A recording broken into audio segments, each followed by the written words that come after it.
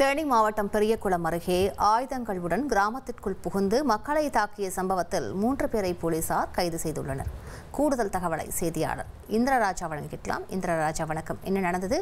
எதற்காக தாக்கப்பட்டிருக்கிறார்கள்? அந்த 3 பேர் தொடர்பான முழு விவரங்களை பதிவு பண்ணுங்க இந்திரராஜா.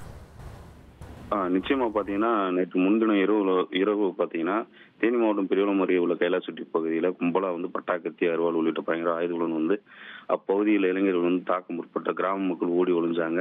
அப்போது கடையில் இருந்த பெருமாள் மற்றும் இன்னொரு செல்வம் என்பவர் முதுகில் வெட்டுக்காயத்துடன் வெட்டிட்டு அங்கிருந்த கும்பல் ஒரு கார்ல ஏறி அங்கிருந்து தப்பு சென்றாங்க.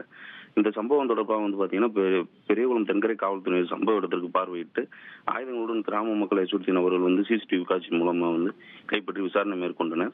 இந்த நிலையில தேனி அருகே உள்ள பூதிபுரத்தை சேர்ந்த தங்கத்தமிழ் செல்வம், கொடைக்கானல் பகுதியை சேர்ந்த அன்பு, கைலாசப்பட்டியை சேர்ந்த செல்வம் என்ற 3 இளைஞர்களை காவல்துறையினர் கைது செய்து விசாரணைக்கு பின் வழக்கு பதிவு செய்து நீதிமன்றத்தில் நிறுத்தி சிறையில் அடைத்தனர்.